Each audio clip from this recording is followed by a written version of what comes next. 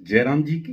दोस्तों, ज्योतिष एवं कर्मकांड की अनंत बातों को आप सब सुनते हैं।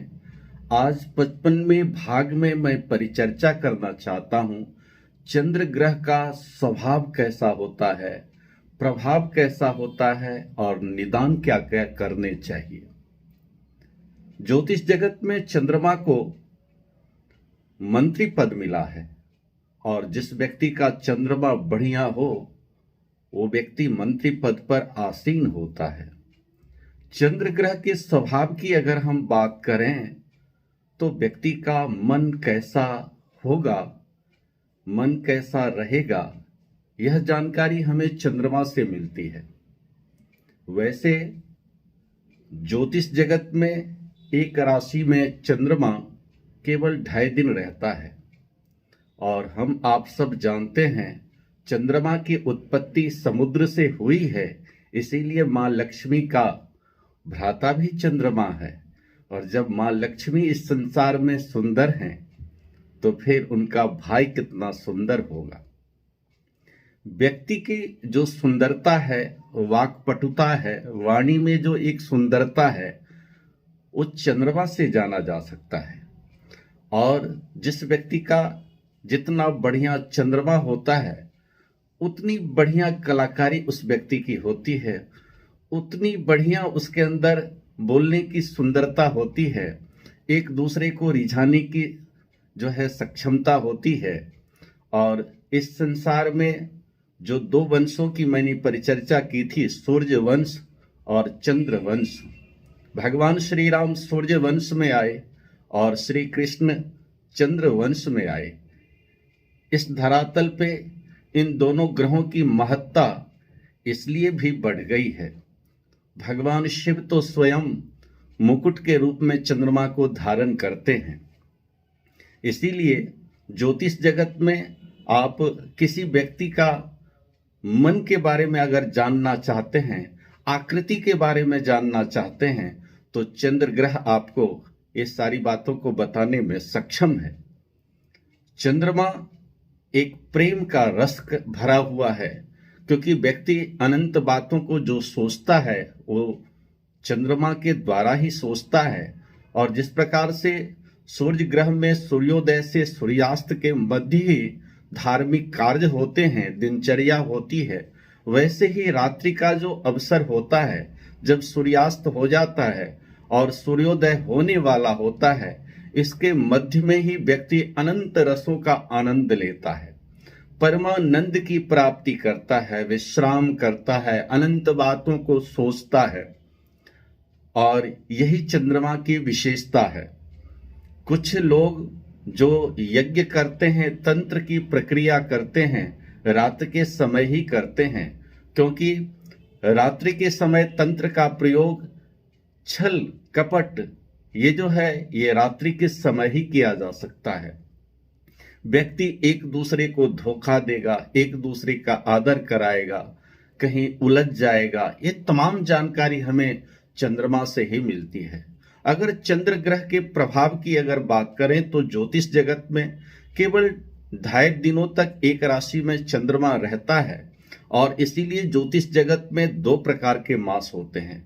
सूर्य मास जो संक्रांति से जाना जाता है, जब सूर्य एक राशि को पूर्ण करके दूसरी राशि में प्रवेश करने वाले होते हैं, उसे संक्रांति कहते हैं।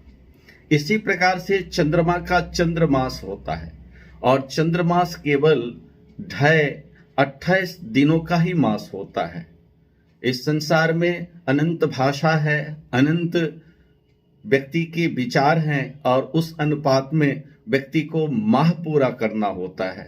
365 दिनों का जो साल है उसमें चंद्रमास में कुछ दिनों का अंतर रह जाता है और इसको पाटने के लिए मलमास का प्रयोग किया जाता है। 2 वर्ष के बाद मलमास, और इससे पूर्णता आती है। इसी प्रकार से शाके है, इसी प्रकार से आब्दी मास फारसी में है, मुस्लिम जगत में हिजरी है। सब जगह ये क्रम आता है और सबको कोई न कोई समावेश करना होता है। इसलिए आप देखते हैं कि सभी धर्म में एक समय त्योहार नहीं होता है जो धार्मिक है, क्योंकि आगे पीछे होता रहता है। अपने यहाँ भी सनातन संस्कृति में मलमास की वजह से उनको पूर्ण करते हैं और अंतर आता रहता है। चंद्रमा को मंत्री पद मिला है। 12 राशियां हैं, 12 राशियों में केवल एक राशि कर्क राशि चंद्रमा को मिली हुई है। कर्क राशि का स्वामी चंद्रमा है। जैसे सूर्य सिंह राशि का है, वैसे चंद्रमा भी, ये दोनों प्रधान पद पर हैं। इस संसार का सूर्य सम्राट है तो चंद्रमा मंत्री है, और मंत्री भी उच्च पद का। जिस व्यक्ति का चंद्रमा जितना मजबूत होता है उतना ही उच्च पद पर आसीन मंत्री व्यक्ति बनता है। अगर किसी व्यक्ति का अगर में जो है वृष राशि का चंद्रमा हो तो यह उच्च का माना जाता है। अगर वृश्चिक राशि का चंद्रमा है तो फिर नीच का माना जाता है। जब उच्च का चंद्रमा होता है तो व्यक्ति उच्चाभिलाषी होता है। जब नीच का चंद्रमा होता है तो फिर व्यक्ति की सोच के अनुसार कार्य नहीं हुआ करते हैं।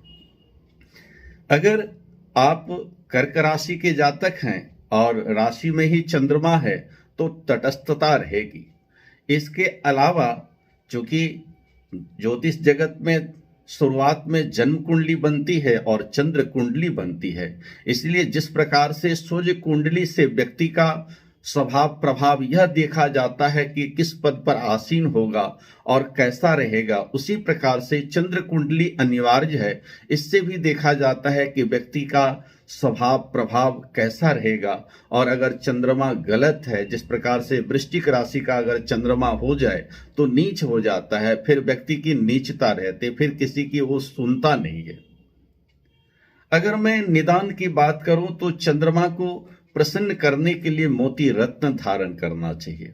मोती रत्न को भी परखने की कला है। आजकल तो मशीन के द्वारा परखते हैं, किंतु प्राचीन काल में अगर घी में मोती डाल दिया जाए तो घी पिघलने लगता है, तो सच्चा मोती उसे ही कहते हैं।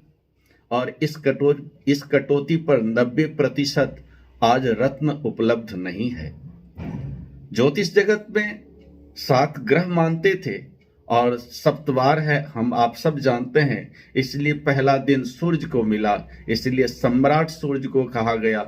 दूसरा दिन चंद्रमा को मिला, इसलिए मंत्री पद चंद्रमा को दिया गया है। और चंद्रमा के अनुसार मोती रत्न धारण करें।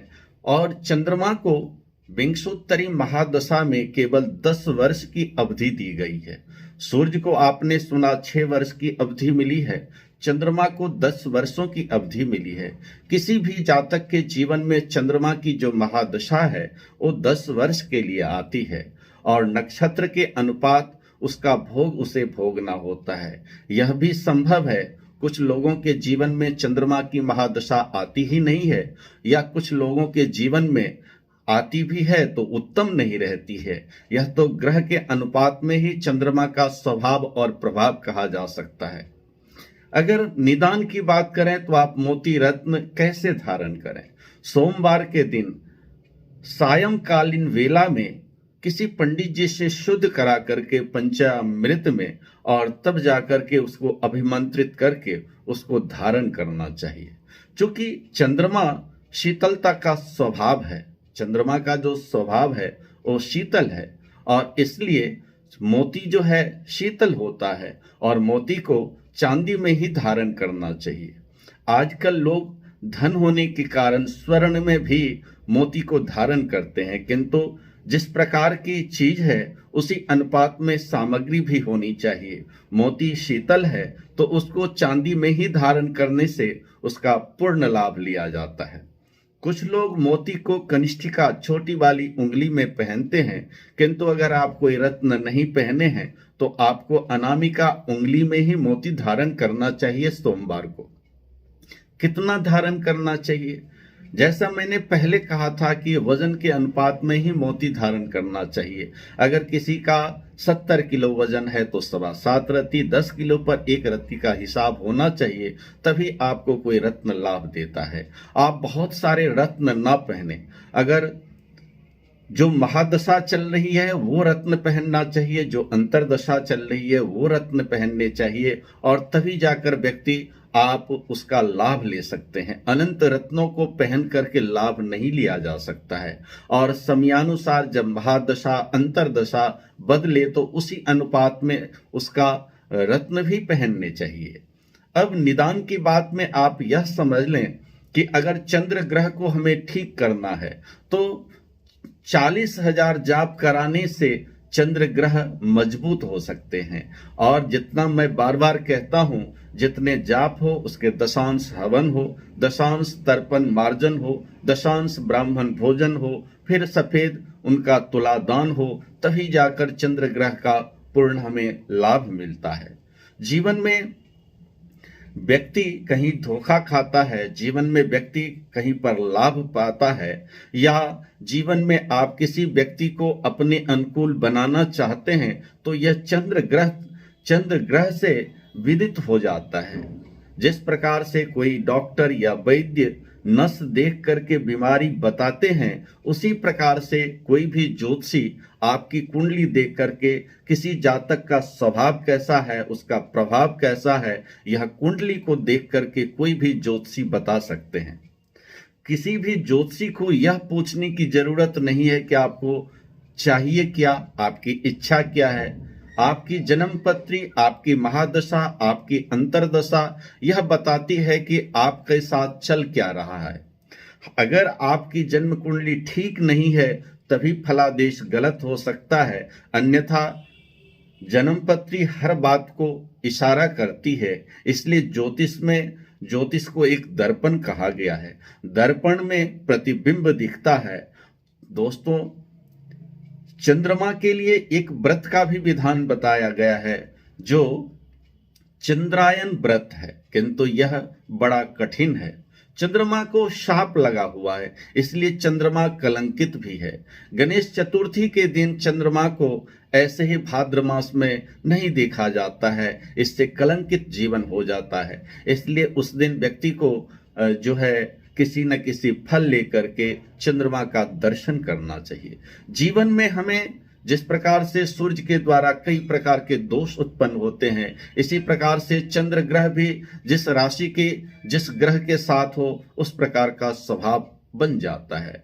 जन्मपत्री ज्योतिष की दुनिया में ज्यादातर दोष सूर्य और चंद्रमा से ही लगते हैं। इसलिए आपने देखा है कि चाहे काल सर्प दोष हो, ग्रहण दोष हो, चंडाल दोष हो, अनंत जो है पितृ श्राप दोष हो, इस सारे दोष के कारक जो हैं चंद्रमा या सूर्य ही होते हैं। अगर चंद्रमा के साथ सूर्य की युति बन जाए तो फिर एक दूसरे में समानता रहती है। अगर चंद्रमा के साथ केतु हो जाए, चंद्रमा के साथ राहु हो जाए, चंद्रमा के साथ, तो ये सब ग्रहण दोष कारक बन जाते हैं। अगर चंद्रमा के साथ शुक्र की युति बन जाए तो मातृपक्ष से पितृदोष बन जाता है। इसलिए जीवन में आप ध्यान दें, आपकी कुंडली में आपकी कोई भी राशि है, किंतु चंद्रमा कहीं न कहीं विराज अवश्य होंगे और चंद्रमा से यह जाना जाएगा और उसका निदान आप इस प्रकार से करें तो आपको लाभ होगा। चंद्रमा भगवान शिव जो है उन्हें मुकुट रूप में धारण करते हैं, इसलिए जो शिव की आराधना करता है उनका चंद्र ग्रह यूं ही मजबूत हो जाता है। वैदिक मंत्र में दिया है, ओम इमं देवा असपत्न्यगुं सुभद्रं महते क्षत्राय महते जानराज्याय इन्द्रसेन्द्रियाय इमममुष्य पुत्रमस्य विष एकभो मी राजा सोमोऽस्माकं ब्राह्मणागुं राजा। ओम चंद्रमसे नमः, यह वैदिक मंत्र है। इस मंत्र के 44,000 यानी 40,000 जाप कराएं और इसका दशांश हवन कराएं, तभी जाकर इसका लाभ होता है। अगर आप स्वयं करना चाहते हैं तो आप पौराणिक मंत्र के जाप कर सकते हैं। ओम दधि शंख तुषाराभम क्षीरोदर्णव संभवम नमामि शशिनम सोमम शंभुर मुकुट भूषणम। ओम चंद्रमसे नमः। यह मंत्र का जाप कोई भी कर सकता है। चंद्र ग्रह को आप कई प्रकार से प्रसन्न कर सकते हैं। शिव की आराधना से, चंद्रायन व्रत से, चंद्रमा की आराधना आप सायंकालीन करें। इसलिए आप देखते हैं कि ज्यादातर जो व्रत होते हैं उन व्रतों में लोग सायंकालीन चंद्रमा को अर्घ दे करके और उनकी पूजा करके ही पूजा अपने व्रत को पूर्ण करते हैं। इसलिए जितना महत्व इस संसार में सूर्य का है उतना ही महत्व चंद्र का भी है। चंद्रमा अगर ना हो तो वनस्पतियां नहीं होंगी, चंद्रमा अगर ना हो तो अमृत नहीं होगा, चंद्रमा अगर ना हो तो फिर प्रेम नहीं होगा, चंद्रमा अगर ना हो तो इस संसार में जो सोचने की कला है वो नहीं हो सकती है। इसलिए चंद्रमा इस संसार के प्रेम के देवता है, रस के देवता है, विचार के देवता है, सोच के देवता है, एक जिज्ञासा के देवता है। और किसी न किसी व्यक्ति को आप देखते हैं कि उस व्यक्ति की आकृति बड़ी सुंदर होती है, वो जो आकृति या किसी व्यक्ति की बोलने की कला बहुत सुंदर होती है, वो चंद्रमा की स्थिति बताता है। इसीलिए बड़े भाग्यवान व्यक्ति होता है जिसका चंद्रमा उच्च का होता है और उसको अनायास ही बढ़िया पद मिलता है। किंतु जिस जातक का चंद्रमा नीच का हो जाए तो उस बच्चे को संभालना, उस बच्चे को सुधारना बड़ा कठिन होता है। इसलिए जन्मपत्री बाल्यकाल में दिखा करके उसका निदान अवश्य करानी चाहिए। ज्योतिष जगत में केवल जाना जा सकता है, निदान तो कर्मकांड में है। दोस्तों, आज मैंने चंद्रमा के बारे में बहुत सारी बातें यथायोग हमने आपको समझाई।